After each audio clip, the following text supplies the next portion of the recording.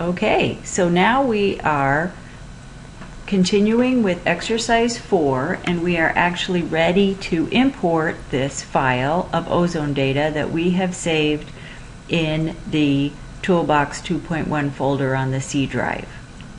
So we're going to open up the toolbox that we've been working from, and this is what I call the trunk, or Delbert Altaha calls the workhorse toolbox, and it should be the only file on your computer with this name.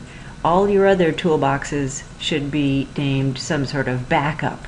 So I have a folder here, Toolbox Backups, and after I did exercise 1, I copied my trunk toolbox into this folder and renamed it after exercise 1. And after exercise 2, I forgot. And after exercise 3, I copied it. That's the most recent exercise I've done. I copied it into my backup folder and then renamed it after exercise 3. So now I'm going to begin the exercise with my trunk toolbox, and I'm going to open it. And I have to put in the password. And we are ready to import data. So I'm going to click Continuous and Met Monitoring. We've already entered the quality control data, so now we're going to import the raw data file from the sampler. So I'm going to click this, and I'm going to tell it to import a text file. And it gives me this warning: this will only work if your file is comma delimited, it's a text file, and it has field names, which means headers, in the first row. If this is true, click OK. OK. Import successful. OK. Now let's look at it. Inspect Data Import Table. I'll click this button, and it pulls up the data that we just imported into the first step in the pipeline of the toolbox. Remember, the toolbox has a data import pipeline consisting of 3 tables, and the toolbox just pulled that new import.txt file that we created into the first table, which is table data import.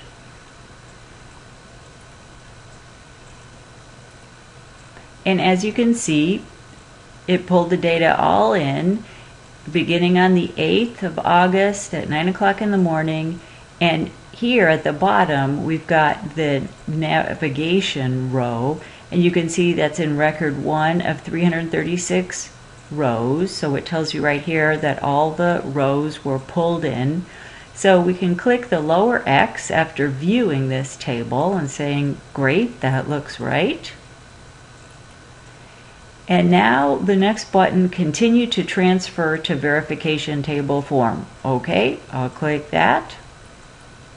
Now, one thing that we know we're doing, right? Click here for help file. We have our help file open. And just to make sure that we're in the right spot, we've done the new import.txt file creation. And now we're here. Creation of table data import from the new import.txt file. I'm going to hold down the control key and click, and it takes me here. And I'm going to make sure that I carefully follow along with this SOP. So we are here, and we don't see this message, so we don't have to follow the directions in the red box, which is when you didn't clean out the pipeline. And we're here. We have inspected the table data import table to verify that it was successful. We've looked through the data, and the number of records are the same as the number of rows in the file that we pulled off of our sampler. So it says, if this looks reasonable and the number of records are the same, click the lower X. And remember, if you are in the toolbox and you by accident click this upper red X, that's fine. You've just exited the toolbox and have to reopen it and navigate to where you were. So the next step here is we have to tell it, okay, what sampler is this from? What pollutant is this? It's from we know from the description of the exercise, which tells us that this is an ozone file. It's taken from Site 1, and the sampling times are end times. Now, one of the things that is something you need to determine for your analyzers and data loggers is whether these rows, if this is 9 o'clock, when it says 9 o'clock, does that mean this represents the data from 9 o'clock to 10 o'clock? Or does this mean this represents the data from 8 o'clock to 9 o'clock? In other words, when the time appears as a row, as the item in the row, is that time the beginning of that hour or the end of that hour? So we've based everything on AQS, and AQS wants the data that they see to be start times. So in our exercise, the exercise tells us that these are end times. So in other words, what this row represents is 50.9 parts per billion ozone was the average ozone concentration from 8 o'clock to 9 o'clock on the 8th. And the next row is the ozone concentration average was 62.6 parts per billion from 9 o'clock to 10 o'clock.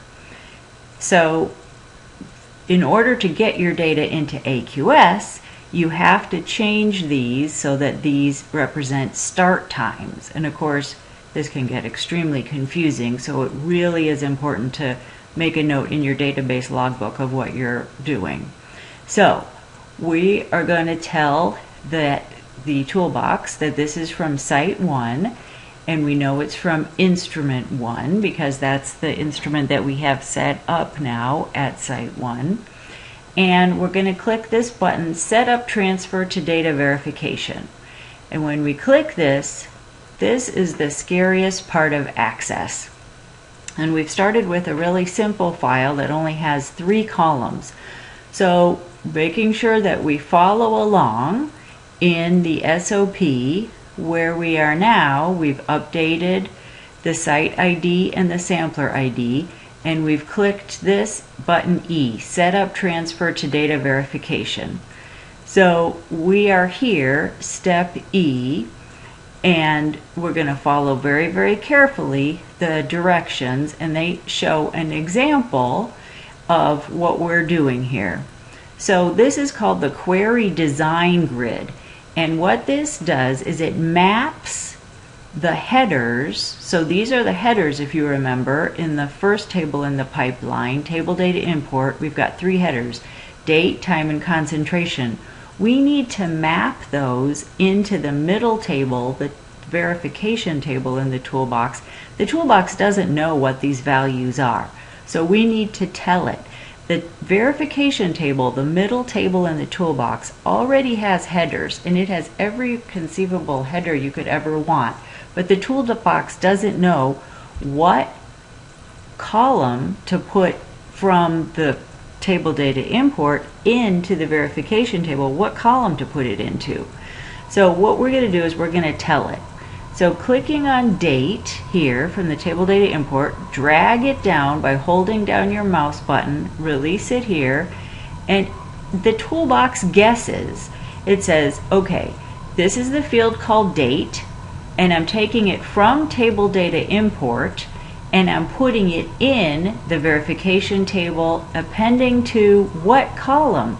Well, the toolbox is smart enough to know that date is probably goes into the date column. If you click the drop-down box here, you can see that there's all sorts of different columns you could map into, and we will be doing that. So date is pretty easy. The toolbox guesses correctly. Time, click there, drag it down, and again, time is pretty easy. Because if we look at our new import.txt, you can see that our times really look like times. It's got a colon there. So whenever there's a colon, the toolbox guesses that must be time, and it will work pretty well. some data loggers just say 0900 without a colon, and in that case you need to be really specific and tell the toolbox that it's hour.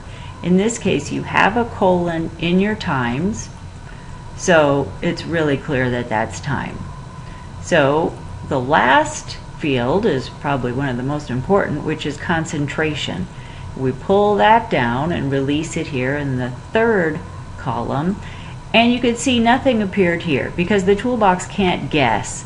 Cons 1 ppb, it's not smart enough to notice that that's probably concentration. So we click in the drop down box and we scroll down to concentration and click that. And now what we're doing is we're mapping these headers into the middle table, which is the verification table of the toolbox, and telling it what these data are. So we have to make sure we save this by clicking on the disk icon, then get out of the query design grid by clicking on the lower X. And we clicked too much, so we're going to go back and we are going to import the raw data file from the sampler because we're just navigating back to find where we were. So we were here. So I need to tell it site 1, instrument 1 again. We set it up. Let's just click this to make sure that it's okay. Set up transfer and make sure that it's still saved. Okay, good. That's still saved. Now we're going to click F, transfer to data verification from the data import table. So what this button does is it moves our data down the pipeline from the first table to the verification table. And the verification table is very important. That's where we tell it what units it is, what pollutant it is, and we're able to start managing the data by even reviewing it. So I'm going to click this, transfer, and it says, okay, you're going to make a modification, yes, and then it tells us how many rows, good, 336.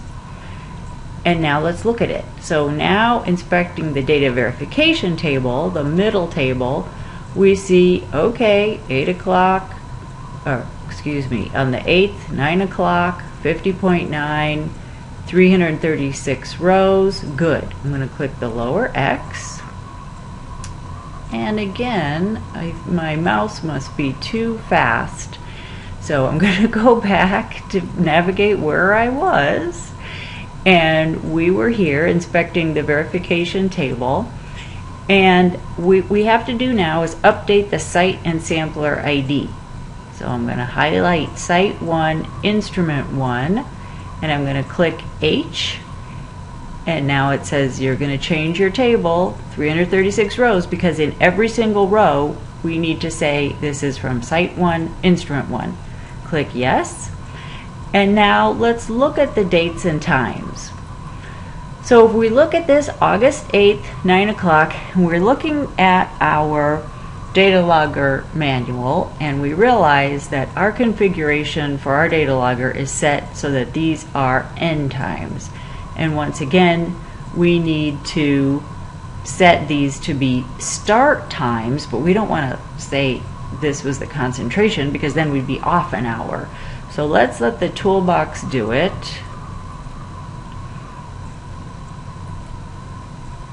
Navigating back to where we were, let's make sure that we carefully decide whether we're going to press the sampling end time to start time correction. Well, we know from the exercise description, hint, you will use the end time to start time correction button. Now for your data, you only need to do this for those data streams for which it does log the end time instead of the start time. And it could be on your system, you could reconfigure it to log the start time, and in that case you wouldn't press this button. So you need to figure that out for your equipment, but for the sake of this exercise we were told to, so we will press the sampling end time to start time correction button. And this is cautioning us, saying that, are you sure you really want to do this? Okay. And it will modify data in our table, and every single row of the 336 rows is going to be changed. Everything's going to be bumped 1 hour. So we're going to say yes. Okay, so now we're going to continue to import and qualify pollutant concentrations or metadata. And we know this is ozone, so we're going to click this. Now in this form, we tell the toolbox what this data is. Well, we know it's ozone, so we could click that. And the units are parts per billion, so we click K, and we can follow along in the help file, the SOP. We're in section K, update selected pollutant and units. So we're going to say yes. And once again, it's going to update every single row, because in every single row now it's going to say pollutant is ozone and the units are parts per billion. So we're going to say yes. Now at any point in this work here, what we're doing in the verification table, we can see what the toolbox did by looking at the verification table. And the verification table can be accessed by clicking this button over here. So we just updated it and told it it was from ozone and units of parts per billion. So let's look at it, and we could see, okay, it knows now that, oh, look at that, it changed the 8 o'clock. Now it started on the 8th at 8 o'clock, and that's 50.9. So now we know that the ozone concentration from 8 to 9 was 50.9 parts per billion, which is correct. And it's from ozone and parts per billion. Good. I'm going to click the lower X, which takes us back to this form. So following along here, we're in step K. Now we're going to move to the next step over here, L, and this is qualifying or flagging data based upon different pieces of information that we might have. Well, first of all, the toolbox is pre-programmed to be able to search for ranges, and for ozone it automatically suggests a range of 5 parts per billion through 999. You can change these values, and these values are based upon the EPA's minimum detection limit values for the different pollutants. But that might be different for what you're monitoring for, or you could just change these to see the range of data that you have. If you leave these ranges here and say display data outside of this concentration range, what pops up, you could see there's only 2 rows, and those are clearly error values. So on the 17th at 7 and 8 o'clock in the morning, maybe somebody was doing something and something was disconnected, and this is the error values that are produced. So we're going to get out of this just query that just showed these 2 rows, which takes us back to this form. Just if you wanted to look at what different values could pop up, let's just say that we were curious to know if there were any values greater than 75, or if, for example, we knew that there shouldn't be any values greater than 75. We could change that and now display data, and you could see that there were some values outside 5 to 75. And let's click the lower X. If you wanted to flag them, and again, the flagging is totally fine. You want to over flag data here, because this is just letting you find this data in the future if you have any questions about it whatsoever.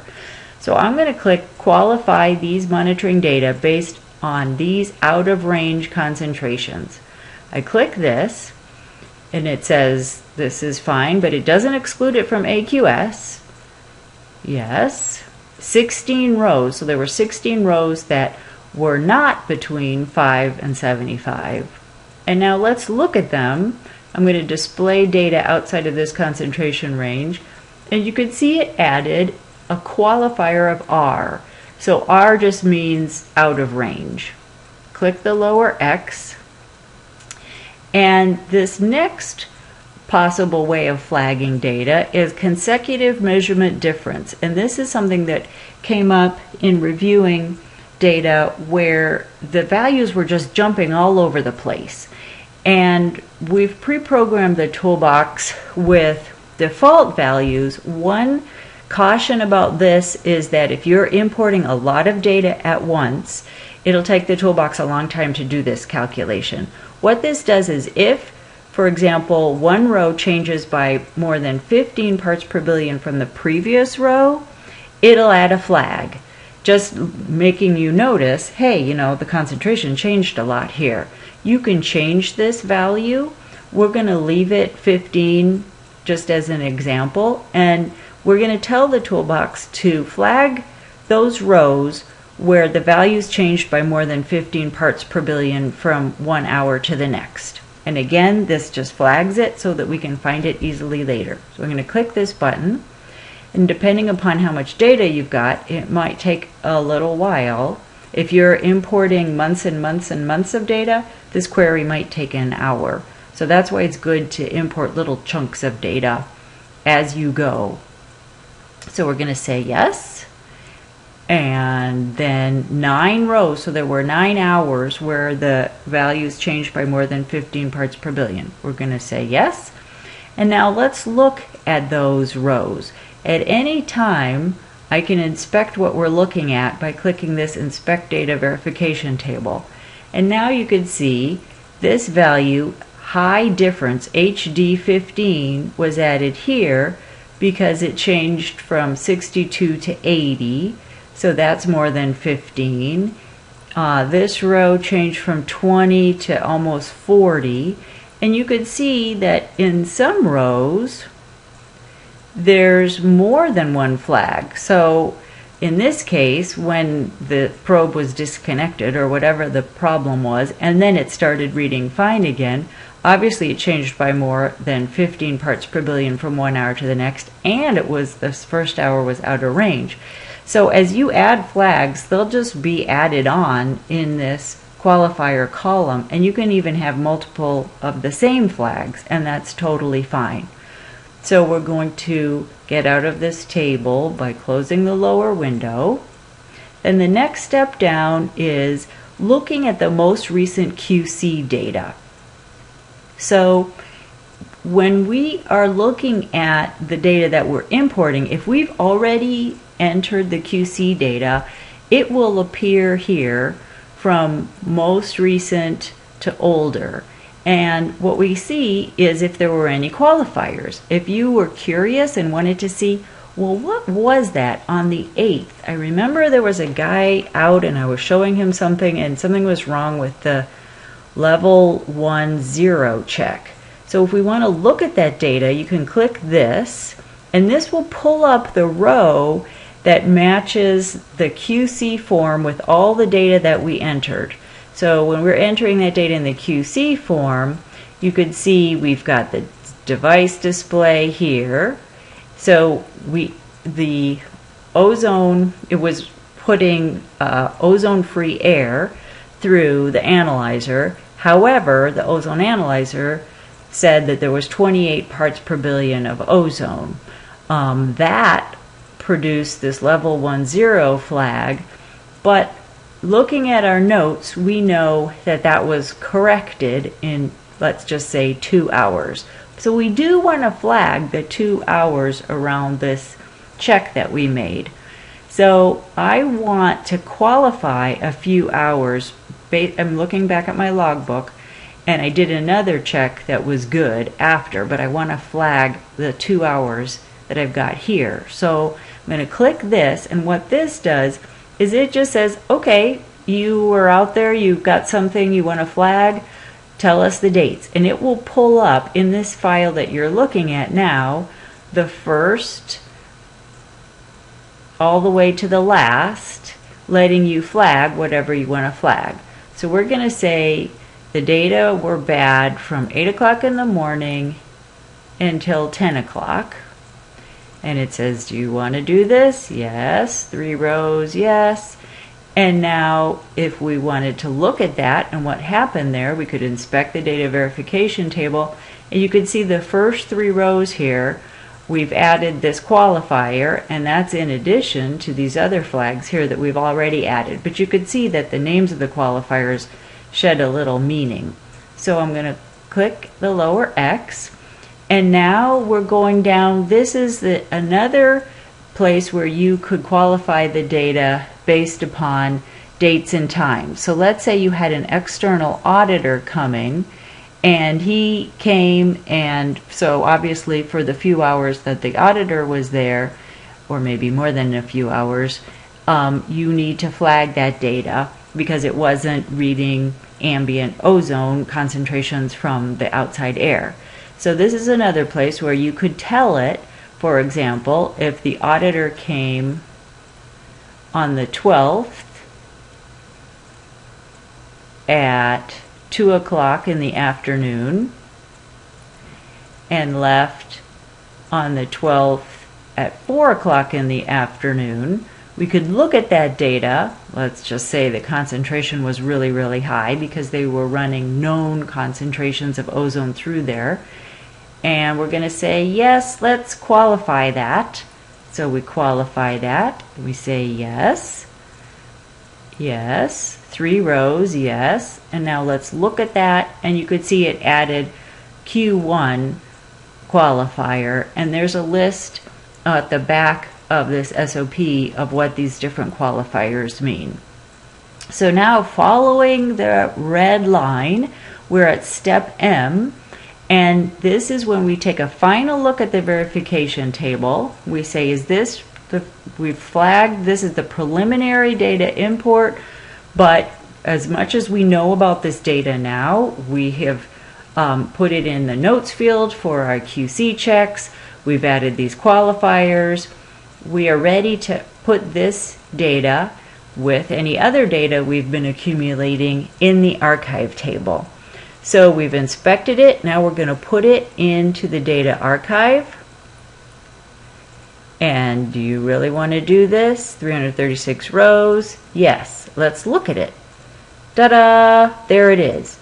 Our first data that's in the table data archive, all the way through now to the last table in the toolbox pipeline. Click the lower X. We have to make sure we don't forget to clear out the pipeline. So we have to clear the data verification table because we've put it in the archive table.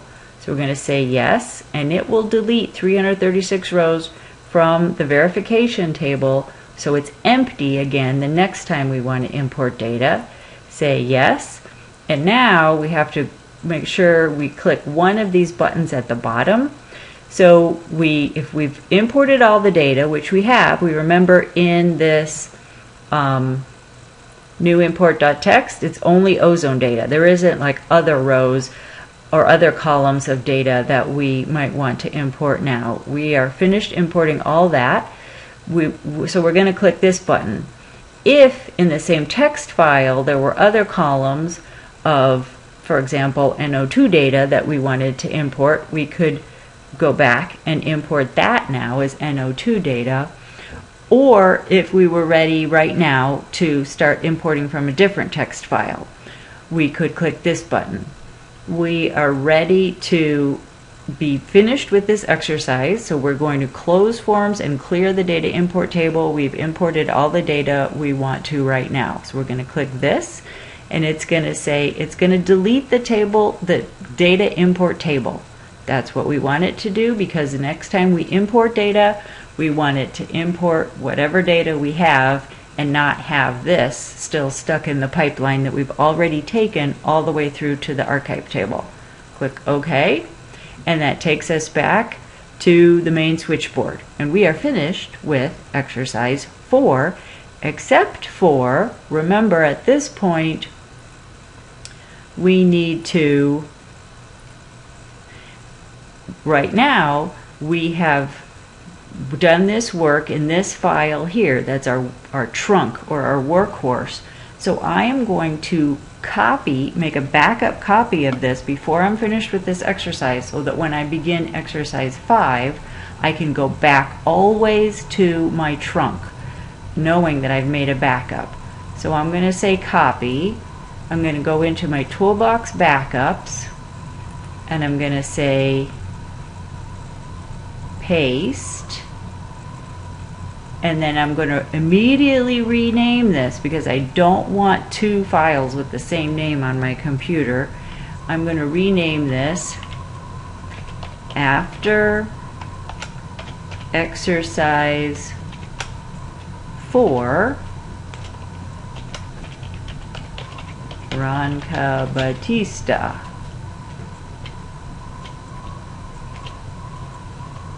Underscore. And now I've made a backup copy, and that's the end of exercise 4. Alright, we are working on exercise 4, and this is to import ozone data. So first it says, using the continuous gas and PM base data operations SOP for directions. So let's consult that, and we look at the first page of this, and it has these hyperlinks. We've already entered the quality control data, so we're ready for importing the raw data from sampler. I'm going to put my cursor over there, hold down the control, and then it turns into a little hand with an index finger, click, and it takes us to this section. So it first tells us about the colors of the buttons on the toolbox, and then it says, please note the following before you begin. The toolbox assumed that the data are collected on the hour. If this isn't the case, for example, if you have data collected every 15 minutes, we can work with that, but please contact us and we can talk to you about how to handle that. Data for each site and each analyzer must be in a separate file, and we will go over some examples of that. And be sure to have the time necessary to complete the full import. It's really common to get confused halfway through. After you've done this a few times, you'll be able to finish it fairly quickly. But the first time you do this, this will take you probably at least half an hour. So the first step is the new import file creation, and this step must be completed outside of the toolbox, and this is looking at your data and making sure it meets the criteria for importing it into the toolbox, which is basically just to be a text file. So it has to be a comma delimited text file and be formatted so that it's got headers, that the data begins in the second row, and that there aren't blank rows in the data. This is really common, and it's the same as if you're importing data into Excel. It has to have dates and times with each new time in a new row, and it says there is a SOP for a toolbox ready file for instructions in case we have to edit the file. So let's look at the file that we have as part of this exercise 4, and this is this new import file. This is data taken off of, I think, a Campbell Scientific Data Logger from an ozone analyzer. And let's look at the SOP for a toolbox ready file. So looking at my SOPs, first of all, you see in my C drive, Tribal Data Toolbox 2.1 folder, and then Help Documents, I have SOP for a toolbox ready file. So looking at that, let's see what it says.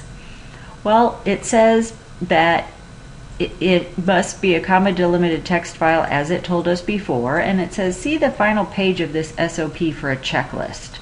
So I'm going to scroll to the final page and look at that checklist and make sure that we meet the criteria. So let's look at this new import ozone data.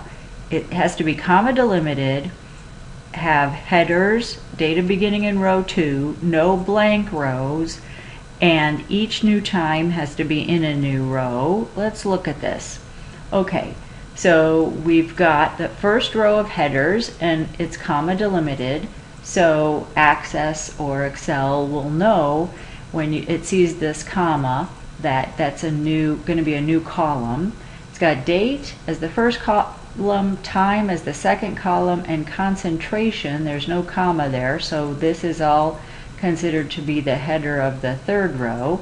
And then there's no comma, but it goes to a new line. So this is the first line of the data, And you could see that it starts on August 8th at 9 o'clock in the morning, and the ozone parts per billion concentration is 50.9.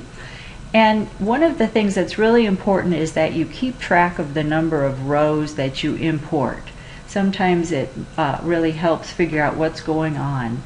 Well, how do you know how many rows are in this?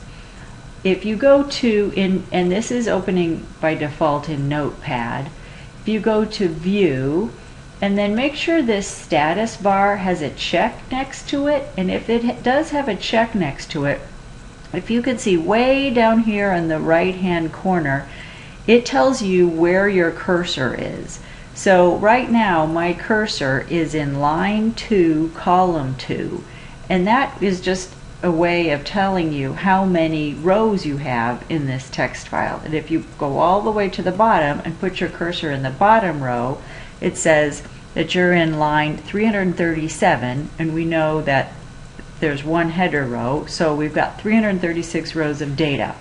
The last date is the 22nd of August at 8 o'clock in the morning, and we're going to write that down in the database logbook.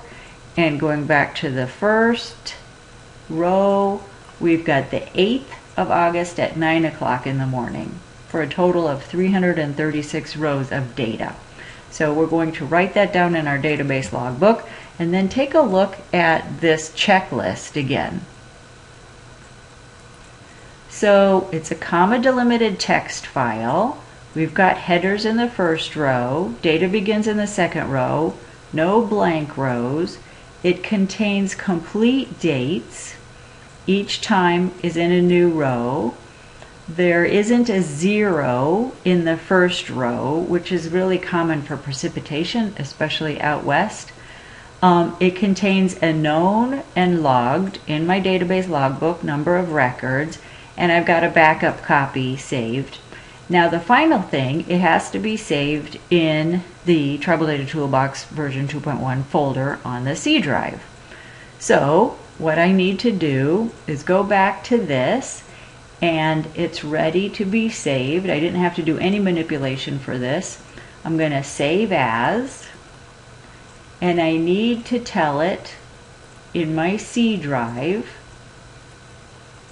go to my Tribal Data Toolbox 2.1 folder, and I'm going to save it as new import, and then I've told it here that I want to save it as a text file. I can add .txt, save, and now let's check.